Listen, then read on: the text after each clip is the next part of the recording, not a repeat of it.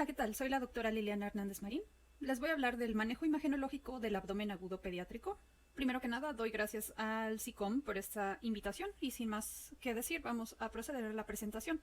Sabemos que el dolor abdominal es una de las causas más frecuentes de consulta en el ambiente médico, incluyendo el pediátrico. En muchas ocasiones, afortunadamente, puede tratarse de un evento autolimitado, pero también puede tratarse de algún proceso que requiera tratamiento médico o quirúrgico inmediato. El papel del médico está en identificar a los pacientes con condiciones que pueden poner en peligro la vida, y el reto está en realizar un diagnóstico certero entre todas estas posibles entidades diagnósticas, y pues tenemos que realizar un tratamiento adecuado y así evitar cualquier causa potencial de morbilidad o mortalidad. Afortunadamente, a través del estudio sistemático del paciente se pueden delimitar los diagnósticos potenciales del mismo paciente. Estos son los 4 pasos que llevamos a cabo. A grandes rasgos, esto lo llevamos a cabo a través de una historia clínica completa, una exploración física completa y laboratorios complementarios. Con estos 3, si se tiene una idea de la posible patología, es bueno que ustedes comuniquen el posible diagnóstico al radiólogo para que optimice el abordaje y de esta forma seleccionemos juntos el mejor estudio para su paciente. Básicamente no quiere decir que el paciente se va a presentar y ustedes se van a saltar inmediatamente a imagenología. La medicina como tal es un arte de ir acumulando información y pues el saltarnos estos pasos nos puede llegar a hacer perder información importante. La radiología del adulto y la radiología pediátrica son mundos aparte y no solo nos enfrentamos a órganos de pequeño tamaño. Y además de esto, pues en las diferentes etapas del crecimiento de un ser humano, el abordaje médico y radiológico de los pacientes es completamente distinto. No se aborda de la misma forma un paciente lactante en comparación con un paciente en pubertad, por ejemplo. Para la mala fortuna de los médicos clínicos y de atención primaria, las causas de dolor abdominal son vastas y pueden comprender desde los procesos más inocuos y autolimitados hasta los que ponen en peligro la vida y sin descontar causas raras, desgraciadamente. Las causas que ponen en peligro la vida son las que requieren un diagnóstico y tratamiento inmediato a comparación de causas menos peligrosas, por ejemplo una adenitis mesentérica o constipación, las cuales son extremadamente frecuentes en pacientes pediátricos, pero pues realmente son totalmente autolimitadas. Tradicionalmente, muchos médicos siguen utilizando la práctica de tortura de no brindar analgesia a pacientes con probable dolor abdominal agudo, ya que dicen que, entre comillas, se puede modificar el cuadro clínico. Sin embargo, desde inicios de la década anterior y las recomendaciones actuales de UpToDate nos dice que si contamos con habilidades clínicas podemos llegar al diagnóstico sin realmente hacer sufrir a nuestros pacientes pediátricos, por lo que hay que brindar analgesia. Recuerden que desde los 90 la valoración del dolor es parte de los signos vitales, por lo que la comodidad de un paciente se antepone ante nuestra preocupación de si llegaremos o no a un diagnóstico. Tal vez esto pueda ser difícil en sus sitios laboral si no cuentan con laboratorios o imagen, pero consideren realizar una revisión sobre el tema si son creyentes de la no analgesia. Bueno, y finalmente pues llegamos a ¿de qué nos sirve la imagenología en el paciente pediátrico? Puede resultar difícil saber qué estudio requiere su paciente, por lo que no deben de tener miedo a consultar a un radiólogo para ver qué estudio les recomienda, realmente qué estudio es de utilidad. Consultar a radiología resulta más sencillo que enviar solicitudes para estudios de bajo valor diagnóstico o inclusive solicitudes que denotan el desconocimiento total de los diferentes métodos de imagen diagnóstica que van a ayudar a diagnosticar la patología que se sospecha. Recordando que como tal, dolor abdominal en estudio no es un diagnóstico clínico. De acuerdo a las modalidades disponibles más comunes para la evaluación de dolor abdominal, contamos en la actualidad con métodos estáticos como radiografías de abdomen o métodos dinámicos y en tiempo real como ultrasonido o fluoroscopía, métodos de imagen seccional como tomografía y resonancia magnética, inclusive con métodos de imagen molecular como gammagrafía o PET, que son parte de la medicina nuclear. Con todos estos métodos puede resultar confuso saber qué solicitar, y no solo hay que considerar la clásica receta de cocina de radiografía, ultrasonido, tomografía y después todo lo demás. Así no debemos de pensar que vamos a llegar a un diagnóstico. Una de las limitaciones es considerar en qué contexto estamos laborando. En 2019, la revista Radiology nos sugiere la resonancia magnética como un método óptimo de diagnóstico para apendicitis en la práctica clínica diaria. Sin embargo, consideramos que los hospitales más grandes de Estados Unidos, que es el país en donde está editada esta revista, pues cuentan a veces inclusive con 3 a 5 equipos de resonancia por hospital. Por esta razón, aunque las investigaciones más recientes nos señalen diferentes métodos diagnósticos como el nuevo eslabón perdido, habrá que preguntarnos realmente con qué contamos en nuestra unidad. Al elegir un estudio de imagen pediátrica, hay que tomar en cuenta cuáles son los estudios que utilizan radiaciones ionizantes, ya que estos resultan ser más dañinos para los organismos con células que presentan una tasa celular con mayor número de mitosis, como son organismos en crecimiento. Por lo tanto, bajo este principio en pediatría, los estudios sin radiaciones ionizantes son los que resultan mejores para realizar a los pacientes. Hay que tomar siempre en cuenta, pues, la disponibilidad de los mismos, sobre todo en la resonancia magnética, que no está muy disponible en México. sobre todo en unidades hospitalarias de mediano o pequeña capacidad. Para la práctica privada o inclusive en cuanto a costos de mantenimiento en instituciones, el costo de cada estudio resulta también algo importante a considerar. Y algo muy importante en pediatría es la necesidad de sedación. Si a veces a nosotros ya como adultos nos resulta difícil el obedecer al no se mueva, pues a un niño aún más. En la institución pediátrica en donde laboré, preferíamos utilizar el término sedación en vez de anestesia, ya que a los padres les causa menor preocupación que les digamos que su hijo o hija van a ser anestesiados. Los anestesiólogos pediatras en exploraciones cortas utilizan únicamente sevoflurano y cánula de Guedel sin tener que utilizar métodos inductores o relajantes musculares que requieran intubación a un paciente. Los estudios que requieren sedación es la tomografía, a pesar de que llegan a ser exploraciones muy cortas. Pero pues en pacientes no verbales puede llegar a ser necesario, inclusive en pacientes a veces de edad verbal, pero que llegan a tener un poco de problema con obedecer instrucciones. En donde es completamente necesaria, la sedación es en resonancia magnética, dependiendo mucho de la edad y carácter a veces del paciente. Hemos tenido pacientes de 3 o 4 años que obedecen a sus padres, inmediatamente que les dicen que no se muevan, no se muevan. Y pues también tenemos niños de 10 años que nos piden sedación ellos mismos cuando les explicamos en qué consiste el estudio y pues nos comentan que realmente no van a poder aguantar el estudio. Un paso que nunca hay que saltarse es explicar a los pacientes qué es lo que se les va a hacer, ya que en mi experiencia y pues lo que reporta la literatura, esto permite que se relajen y cooperen con nosotros.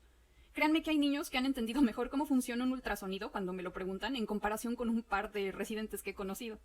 Así como no esperamos las mismas patologías en un niño en comparación con un adulto, entre los diferentes grupos de edad de los niños las patologías son completamente distintas. Existe tal vez cierto grado de convergencia entre los diferentes grupos de edad, pero básicamente tenemos algunas reglas que podemos seguir de acuerdo al grupo de edad. Existen numerosas divisiones para definir los grupos de edad, pero de forma simple podemos definirlos como recién nacidos, desde el nacimiento hasta un mes, lactantes y preescolares desde 1 mes a 5 años, y escolares y adolescentes de 5 a 18 años. En los recién nacidos, las enfermedades que conllevan a una mayor morbimortalidad son la enfermedad de Hirschsprung, el hilio meconial, la enterocolitis necrotizante, las hernias inguinales o cualquier tipo de hernia complicada, el vólvulo del intestino medio y las atresias, ya sea del duodeno, yeyuno o ilion. Afortunadamente, las patologías más comunes son las que son más autolimitadas y pues en estas se puede tener mayor laxitud en cuanto a imagen, ya que como tal estas patologías no se diagnostican por imagen. Por ejemplo, una gastroenteritis no tiene diagnóstico por imagen y en estas entidades la clínica y los laboratorios tienen muchísimo más utilidad que un estudio de imagen. En estas, aquí sí podríamos aplicar métodos de imagen que nos llevarían a un diagnóstico más preciso y con mayor prontitud. En lactantes y preescolares, los diagnósticos que pueden cursar con mayor morbimortalidad son intususcepción, vólvulo del intestino medio y hernia encarcelada.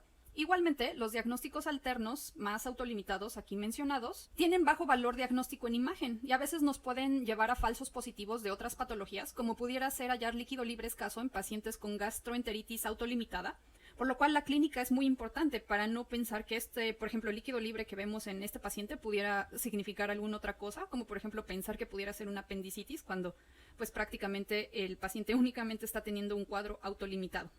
En escolares y adolescentes, las causas más comunes de dolor abdominal involucran ya al apéndice secal, el cual ya se ha desarrollado. Y en limitadas ocasiones podemos encontrar un apéndice secal con morfología adulta en menores de 3 años. Por eso, aquí esto ya es un apéndice desarrollado a estas edades, pero como les digo, a veces hay convergencia entre los grupos de edad y raramente podemos tener apendicitis en niños más pequeños, como vamos a ver en unos minutos. Consideramos ya también en estas edades las alteraciones de los órganos reproductivos. Sin embargo, estas también pueden existir en los grupos de edades anteriores, sin embargo, son más típicas a partir de estas edades de escolar y adolescentes. La dismenorrea aparece ya como un importante diagnóstico a considerar y en niños mayores habrá que considerar las patologías del adulto, como pueden ser embarazos ectópicos, enfermedad pélvica inflamatoria, etc. Dependiendo de la patología, algunos métodos de imagen son mejores que otros. Es 100% dependiente de la patología, ya que, por ejemplo, en algunas patologías un método de imagen no nos va a proporcionar absolutamente nada de información, por lo cual vamos a tener que recurrir a otro método de imagen y el primero que solicitamos, que no nos dio nada de información, nos lo pudimos haber saltado realmente. Como mencionamos en un inicio, los métodos más comunes con los que contamos son rayos X, fluoroscopía, ultrasonido, tomografía y resonancia magnética, y cada uno tiene muchas ventajas y desventajas propias. Las radiografías son el método diagnóstico más rápido y más económico, y cabe mencionar que este grado de rapidez es totalmente inversamente proporcional a la especificidad, ya que las radiografías no son nada específicas. Prácticamente la radiografía solo nos ayuda a detectar datos radiológicos de abdomen agudo sin especificar mucho la etiología, tal vez únicamente en casos de enterocolitis necrotizante, en cuanto a pediatría. He notado que los técnicos radiólogos con menos experiencia en pediatría desconocen las técnicas radiológicas de convencimiento o de sugestión óptima de los pacientes y pues muchas veces nos encontramos con imágenes que tienen movimiento o pueden llegar a tener posicionamiento inadecuado, ya que pues los técnicos no cuentan con la experiencia necesaria para lograr un estudio de calidad. Es muy importante tener un estudio de buena calidad en el estudio del paciente pediátrico.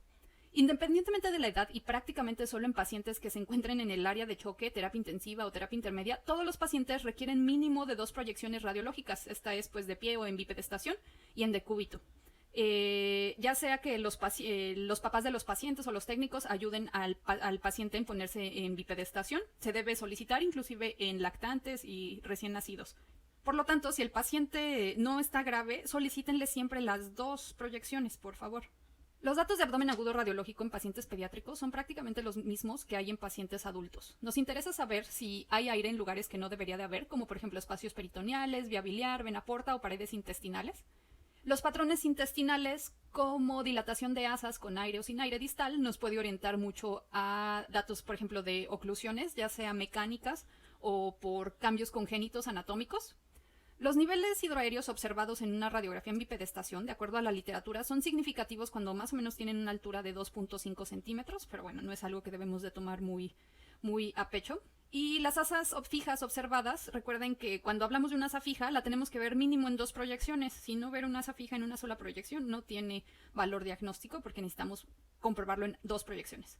Podemos también ver calcificaciones anómalas, como pudieran ser litos o apendicolitos. Y en nivel experto, pues podemos ver líquido libre, porque realmente es difícil identificar en una radiografía.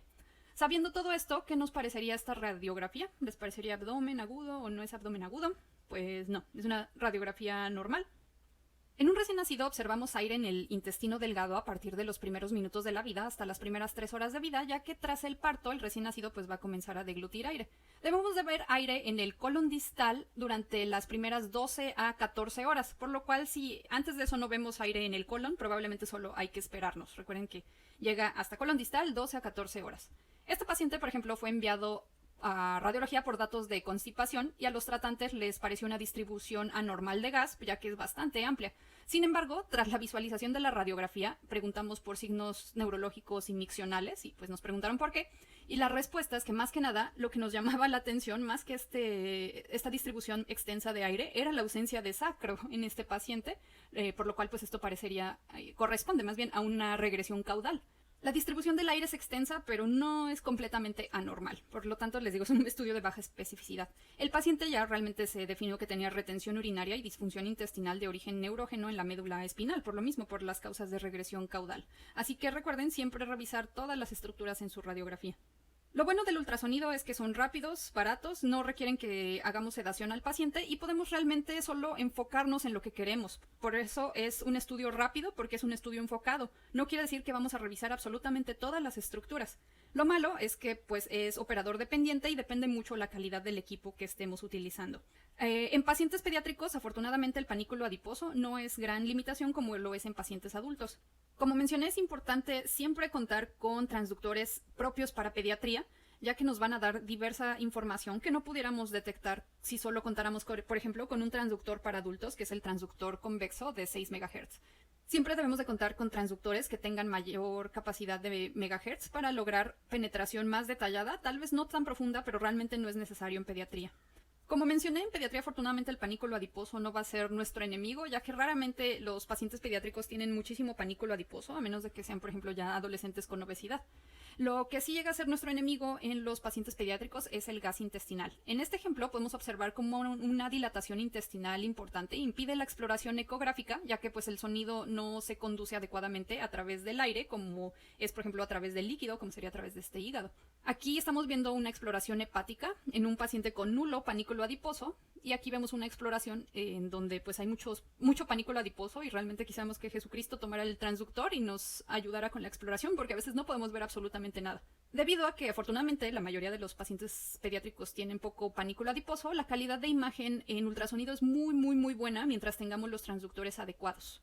La fluoroscopía y estudios especiales pues tienen la ventaja de que son estudios en tiempo real y como requerimos que el paciente esté despierto no requieren sedación, sin embargo tienen dosis muy altas de radiación ionizante y debemos saber nuestras técnicas adecuadamente, utilizar contraste adecuadamente, y más que nada esto nos va a servir sobre todo en malformaciones congénitas del tracto gastrointestinal y también genitourinario de recién nacidos y lactantes menores particularmente.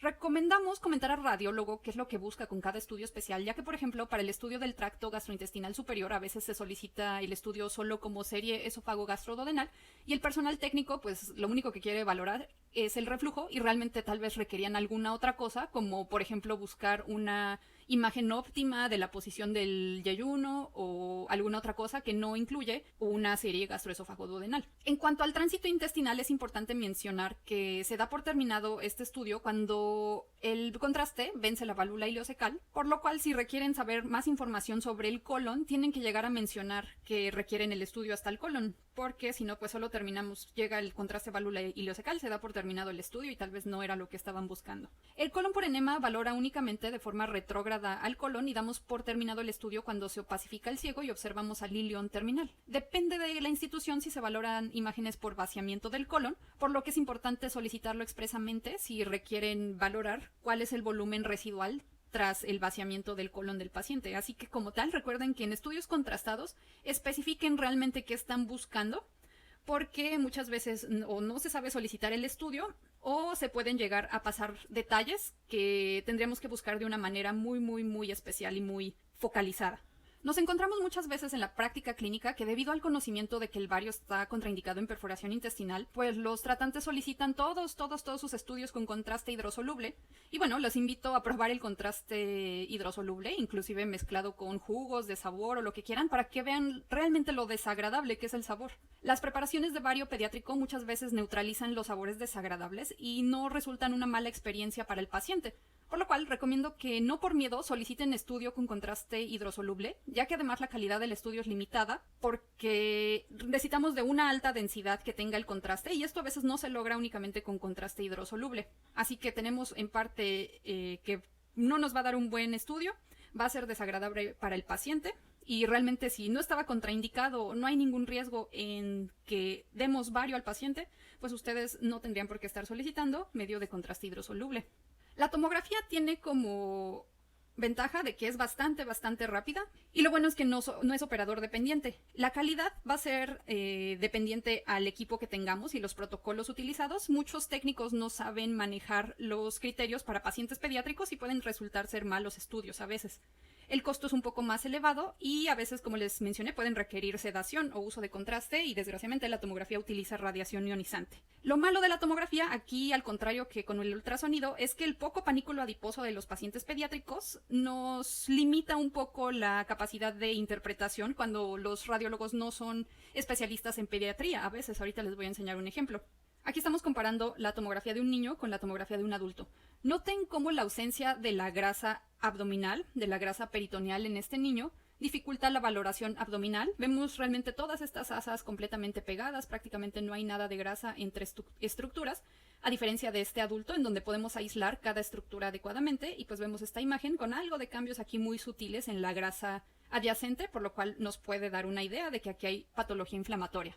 Si nos dijeran que ambos estudios son para descartar apendicitis, vean cómo en un adulto podemos aislar realmente aquí el apéndice, en este corte coronal y en este corte axial, a diferencia de todas estas estructuras que vemos aquí, y pudiéramos pensar inclusive que todo esto es patología, sin embargo, pues es únicamente que hay muy poco contenido graso y todas las estructuras son muy adyacentes una a las otras. Vean aquí el apéndice cecal de este paciente adulto y ahora aquí puse con amarillo la grasa que tiene realmente el peritoneo de este paciente. Vean a diferencia de toda esta grasa y pues este realmente es un niño sin datos de apendicitis, fue un estudio solicitado por otra situación y este sí es una apendicitis. En cuanto a la resonancia magnética, comparte lo mismo con la tomografía de que no es operador dependiente y nos da la información anatómica y hasta cierto grado fisiológica que podemos obtener de mayor forma en estudios estáticos de imagen seccional. Y como tal, pues no dijimos que no utiliza radiación, por lo cual es un muy buen método diagnóstico en pediatría. Lo malo que como es tardado, algunos niños van a requerir sedación. Podemos llegar a necesitar uso de medio de contraste y definitivamente necesita de personal que esté muy calificado para poder realizar protocolos adecuados y útiles. Sobre todo nos es muy útil en pediatría y en abdomen agudo para la exploración de la pelvis y el sistema biliar.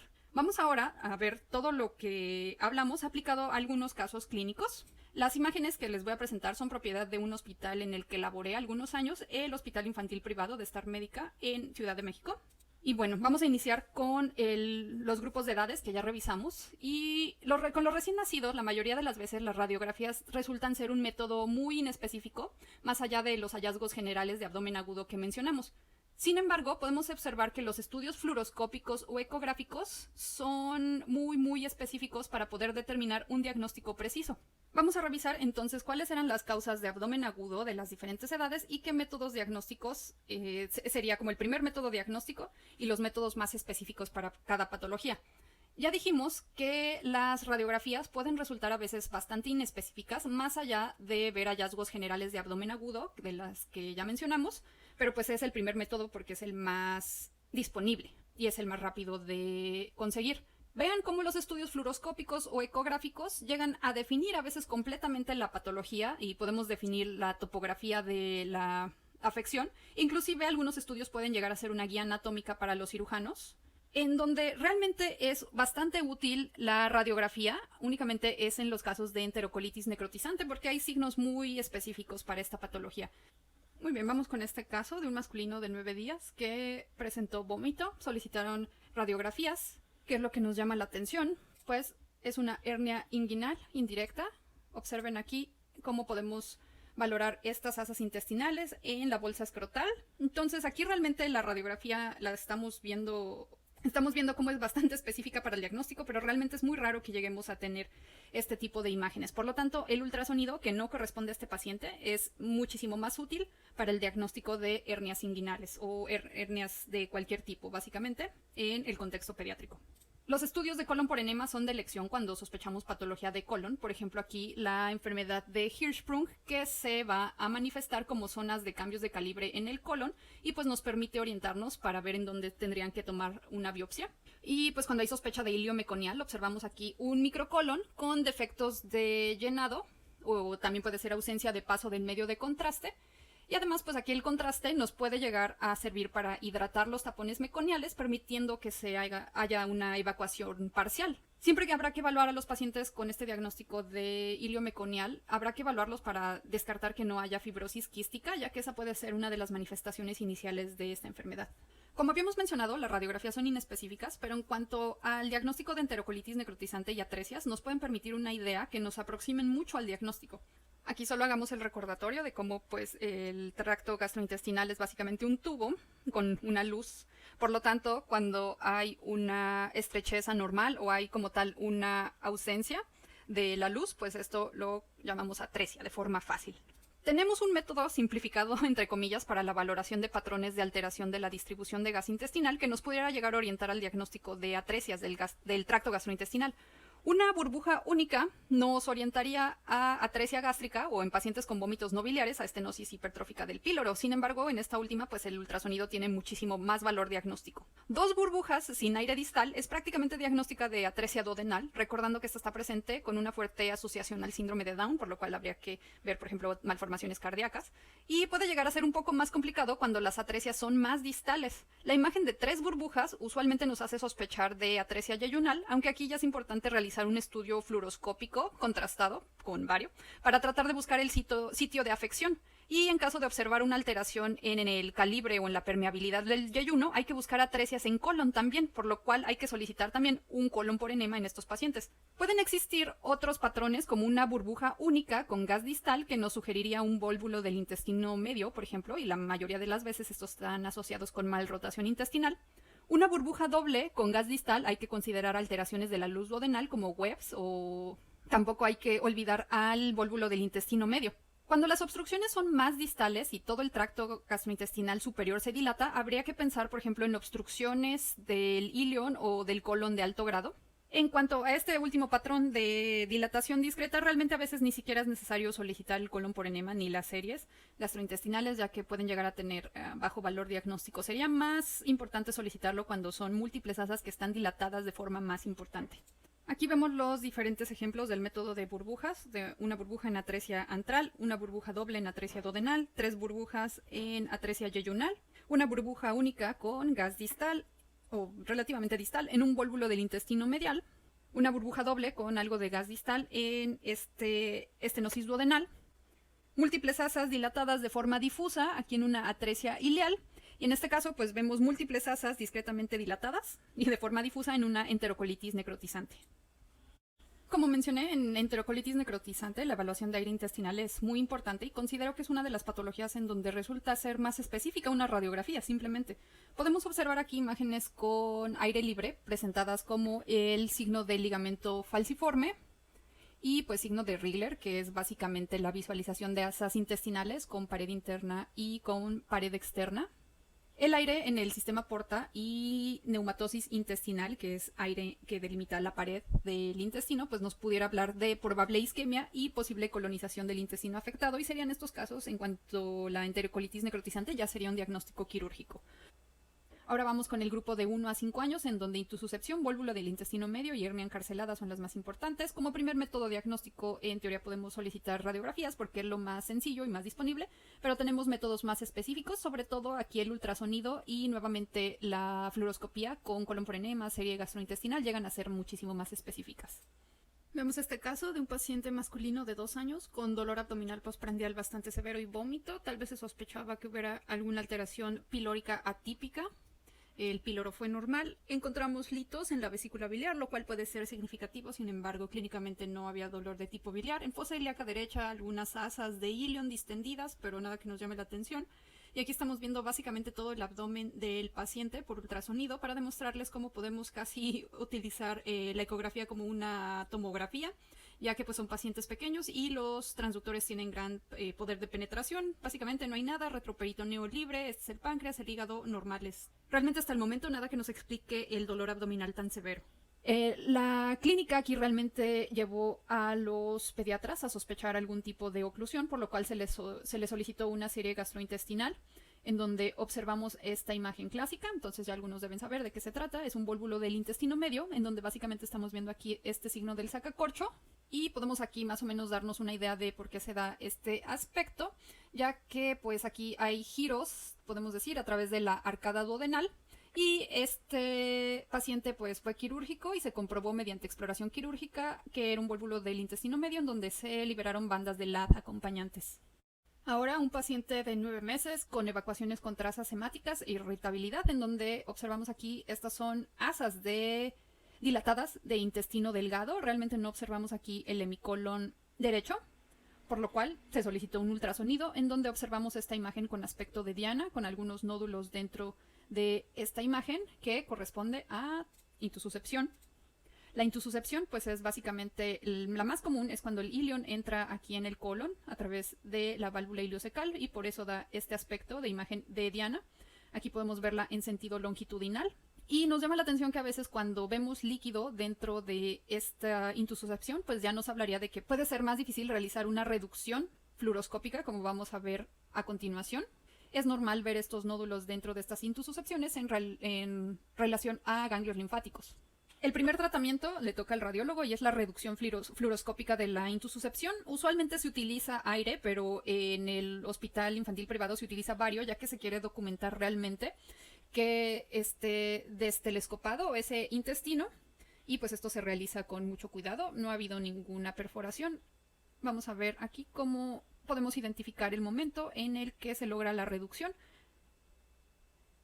En ese momento pues tenemos aquí muchas, las asas están bastante dematosas, por eso puede tardar un poco en destelescoparse, pero pues finalmente se consigue.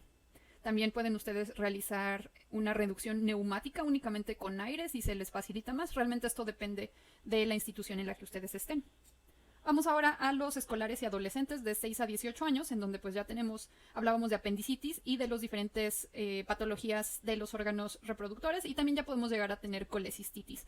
Aquí realmente la apendicitis, utilizar una radiografía va a ser prácticamente inespecífico, por lo cual en apendicitis pediátrica lo primero que se le solicita a un paciente es un ultrasonido. Realmente no soliciten tomografía porque, como mencioné, hay poco panículo adiposo y no es altamente diagnóstico, nos puede llevar a más dudas, y les voy a demostrar cómo con un ultrasonido bien hecho podemos demostrar las apendicitis 100%. Para las patologías pélvicas en la pelvis femenina, pues podemos llegar a utilizar ultrasonido, que va a ser muchísimo más útil que una radiografía. Obviamente podemos tal vez considerar resonancia magnética, pero esto ya habría que considerar costos, tiempo. Y en enfermedades inflamatorias, a veces la clínica y el laboratorio son muchísimo más específicos y tomografía y resonancia magnética ya llegan a tener un mayor papel. Colecistitis, realmente un ultrasonido de hígado y vías biliares en ayuno, muy recomendado, o a menos de que sea un paciente bastante grave, no es necesario el ayuno, pueden solicitarlo. Vean como aquí en mayores ya prácticamente la radiografía no nos va a dar grandes diagnósticos. En apendicitis, pues hay que contar ya con una alta sospecha diagnóstica. Como les comenté, no nada más enviamos al paciente con diagnósticos de síndrome doloroso abdominal, ya que eso no existe básicamente para el envío o la referencia de los pacientes, así que nos deben de aportar de todos los datos clínicos y paraclínicos que nos puedan llegar a ser bastante útiles. En el hospital pediátrico donde laboré, prácticamente todos los pacientes tenían como mínimo VH y reactantes de fase aguda, y se solicitaba un ultrasonido apendicular, no abdominal. ¿Por qué? Porque un abdominal básico requiere que nosotros busquemos todas estas estructuras, entonces esto prolonga mucho la exploración del paciente y pues tenemos al paciente con dolor, puede que esté grave, entonces queremos minimizar el tiempo que esté el paciente con nosotros y llegar rápido a un diagnóstico. Por lo tanto, se solicita ante la sospecha de apendicitis un ultrasonido apendicular.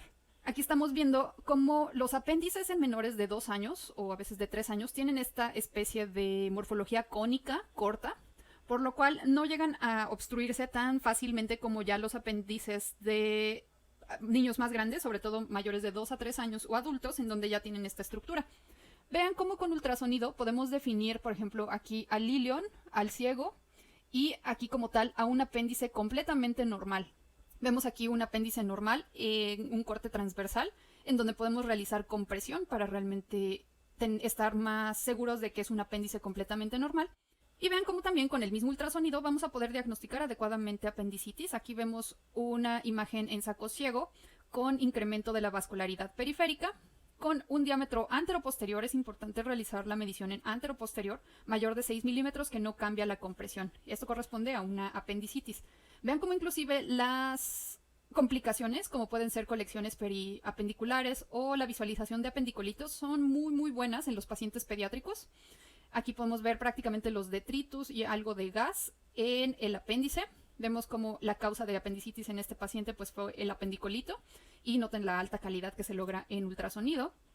Aquí vemos un flemón alrededor de la grasa apendicular y el apéndice como tal, con un poco de gas en la pared. Entonces, les repito, no crean que no se llega al diagnóstico de apendicitis por ultrasonido en pacientes pediátricos, es lo que más recomiendo. Vamos a ver ahora este caso de un masculino de 8 años con antecedente de resección intestinal. Se desconocía en ese momento por qué. En la actualidad, pues con distensión y dolor abdominal difuso, fiebre y artralgias, se solicitaron radiografías como primer método de acercamiento diagnóstico, en donde vemos dilatación masiva de las asas de intestino delgado formando niveles hidroaéreos, por lo cual pues estamos sospechando una oclusión del intestino delgado. Clínicamente hubo ya sospechas específicas que llevó a los pediatras a solicitar anticuerpos ASCA, y ya tal vez saben qué está pasando aquí. Se solicitó también una tomografía simple y con medio de contraste oral e intravenoso, en donde notamos en esta fase contrastada cómo hay realce de este ilion terminal, por lo cual estaba causando aquí básicamente una oclusión a este intestino en este paciente con enfermedad inflamatoria intestinal o síndrome de Crohn. Como podemos ver, se debe tener ya una alta sospecha diagnóstica para nosotros radiológicamente irnos a los hallazgos específicos que esperamos encontrar con este tipo de pacientes. Un masculino de 9 años con dolor abdominal 4 días previos a esta revisión actual, contaba con un ultrasonido abdominal y testicular reportado como normal. Actualmente pues hay dolor en fosa ilíaca izquierda. Se solicitó un ultrasonido escrotal para valoración de testículos, en donde podemos ver cómo con Doppler poder no hay vascularidad aquí en este testículo izquierdo. El testículo derecho está normal, entonces se trata de una torsión testicular. Como les mencioné, el ultrasonido es operador dependiente, entonces es muy importante que se cuente con un operador que sepa adecuadamente diagnosticar pacientes pediátricos, ya que pues este testículo desgraciadamente ya no era viable, sobre todo por el tiempo que había pasado.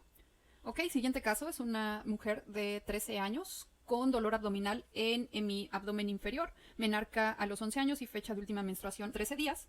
Y pues en pacientes en mitad de ciclo menstrual el diagnóstico se dificulta a veces un poquito, ya que a veces no sabemos si es dolor pélvico o dolor apendicular. En esta paciente pues encontramos un apéndice cecal normal, se solicitó un ultrasonido apendicular y pélvico, y en los ovarios están dentro de la normalidad. Sin embargo, notamos que hay un folículo que tiene este aspecto, que pues parece un poco como si fuera de huevo estrellado, por lo que pues se sospechó que este folículo correspondió a o nos indicaba datos de ovulación reciente, y reportamos esto como una ruptura folicular ovárica fisiológica o un Mittelschmerz, que es el dolor a mitad de ciclo, podemos decir. Entonces las causas ováricas en pacientes pediátricas también hay que tomarlas muy en cuenta.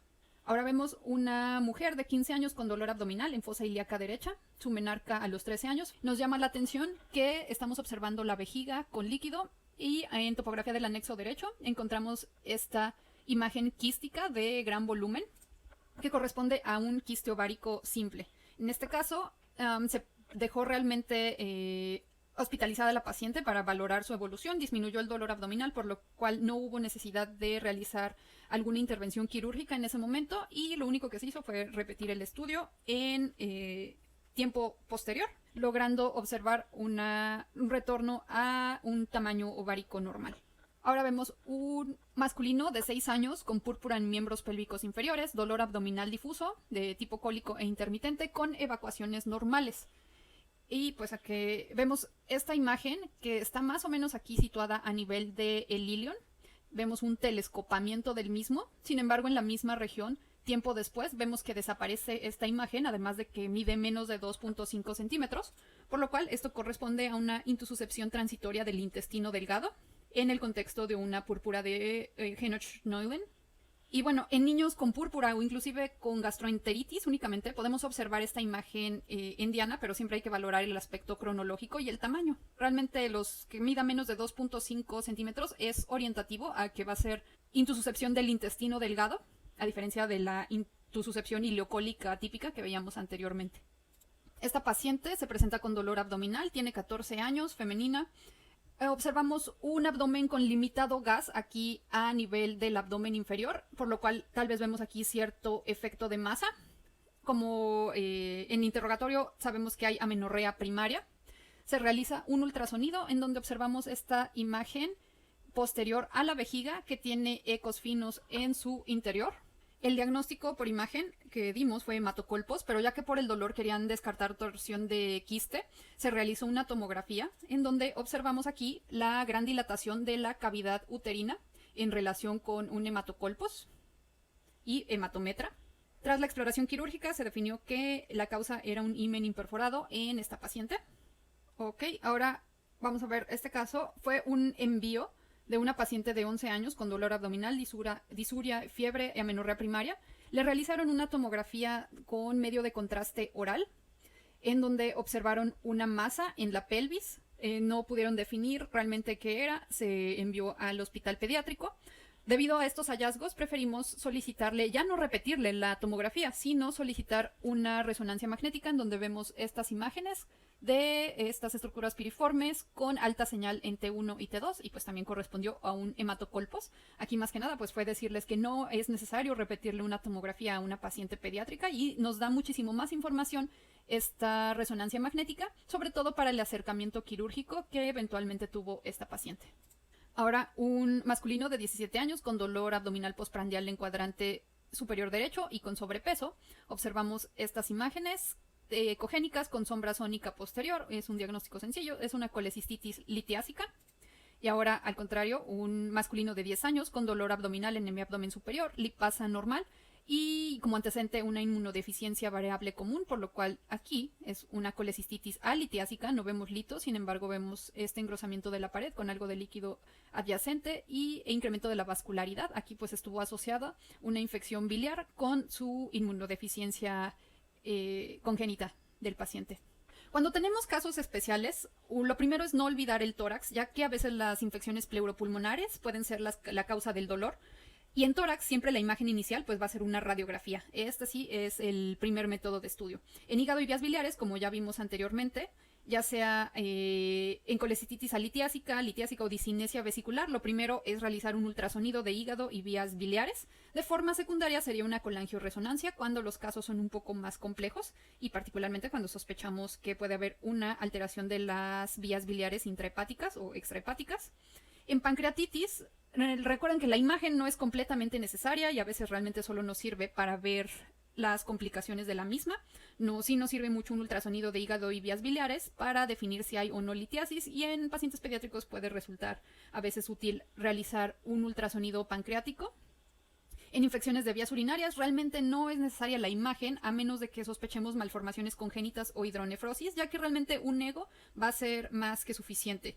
La urotac ya va a ser necesaria cuando encontramos alguna alteración en el ultrasonido, sobre todo para valorar malformaciones congénitas o litiasis, y la urografía ya prácticamente no la utilizamos porque es muchísimo más útil una TAC. Ante casos de diagnóstico difícil, ya sea por presentaciones atípicas o patologías muy poco frecuentes, sugerimos realizar una exploración clínica muy específica para tratar de orientar la patología primero por laboratorios. En caso de que no haya certeza, pues tal vez habrá, en pacientes pediátricos, hay que solicitar tal vez un ultrasonido, pero esto tomando en cuenta de que hay que definir qué estructura es la que probablemente esté afectada. O sea, por ejemplo, ya hablamos de un ultrasonido apendicular o un ultrasonido renal o un vesical, o realmente especificar qué órgano queremos. Ya de ahí vamos a ver si hay alteraciones o no en el ultrasonido, y si no son específicas en ultrasonido, tal vez habría que solicitar un estudio seccional. Pero vamos a ver ahorita, por ejemplo, algunos casos un poco más atípicos, cómo se llevó a cabo aquí el diagnóstico. Tenemos un masculino de 3 años con dolor abdominal difuso, irritabilidad, fiebre y leucocitosis. El dolor abdominal fue como que el síntoma más importante. Solicitaron radiografías de abdomen en decúbito y de pie, en donde observamos una dilatación difusa tanto de intestino delgado como de colon, por lo que sospechamos un ilio. Sin embargo, ¿qué nos llama la atención de esta imagen, además del ilio? Que no olviden revisar el tórax. Observen cómo aquí hay una radiopacidad a nivel de este receso costofrénico izquierdo. Solicitamos ya la radiografía de tórax y pues ciertamente había datos de empiema y neumonía para valorar el grado de complicación y el acercamiento quirúrgico que se iba a tener con este paciente. Se solicitó una tomografía con medio de contraste, en donde podemos aquí observar esta colección lentiforme en relación al empiema y esta consolidación con algunos neumatoceles en relación con una infección piógena ya complicada. Aquí tenemos un masculino de 7 años con dolor abdominal en hemiabdomen superior, leucocitosis y elevación de la lipasa. Se solicitó nada más una radiografía porque no se tenía muy claro qué era lo que pudiera estar sucediendo. Se pensaba que tal vez pudiera ser una pancreatitis, por lo que se solicitó un ultrasonido de hígado y vías biliares, en donde en el retroperitoneo se observó esta imagen quística compleja que ocupaba pues prácticamente todo el retroperitoneo. Se decidió mejor, en este caso, realizar una tomografía, ya que realmente había muchos posibles diagnósticos, como por ejemplo un quiste de duplicación complicado o una pancreatitis necrótica con pared o tal vez pues alguna alteración duodenal. Entonces la tomografía llega a tener muchísimo más valor diagnóstico. Se solicitó la tomografía en fase simple y fase contrastada con medio de contraste oral, en donde observamos esta estructura larga que alrededor de esta misma podemos ver cómo pasa el medio de contraste alrededor de la masa como tal.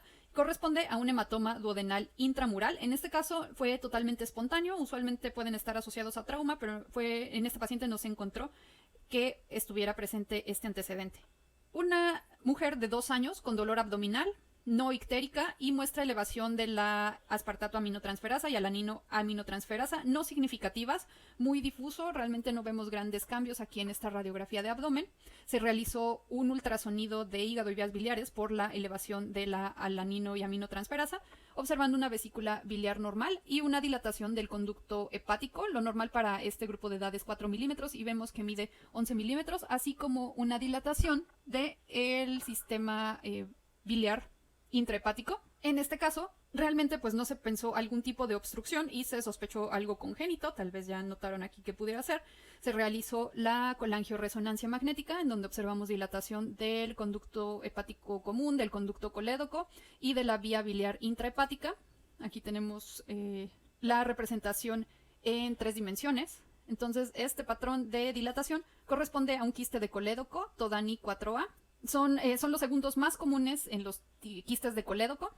y pues es un caso de acercamiento complejo, por eso terminó en colangiorresonancia, pero era el estudio completamente necesario para llevar a cabo el tratamiento quirúrgico que eventualmente requirió esta paciente.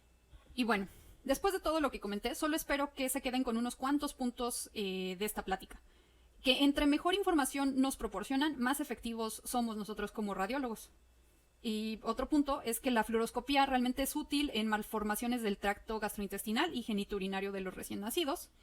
Recuerden que la tomografía de abdomen para abdomen agudo es complicada de interpretar hasta para radiólogos pediatras realmente, por lo cual a veces no es necesaria, ya que el ultrasonido es 100% el rey en pediatría. Soliciten sobre todo resonancia magnética cuando piensen que hay alguna alteración de la pelvis o malformaciones de la vía biliar, sobre todo cuando son casos de complejo diagnóstico. Traten de ser metódicos y no solo soliciten estudios de imagen antes de que tengan ustedes clínica o laboratorios. Y mejor pues soliciten estudios de imagen después de una exploración clínica óptima, que ya tengan todos sus laboratorios y realmente ustedes tengan ya un diagnóstico clínico específico para que así lleguemos rapidísimo al diagnóstico y podamos intervenir quirúrgicamente a estos pacientes. Recuerden que los niños no son adultos pequeños, por lo cual los acercamientos diagnósticos nunca van a ser los mismos. Si se querían saltar a tomar TAC de todos los pacientes no va a ser muy útil. Eso sí, tengan por seguro que si ustedes tienen una duda sobre cuál es el mejor estudio que pueden solicitar para su paciente, pues siempre es mejor que le pregunten a su radiólogo de confianza para que les diga que tienen que correlacionar con la clínica.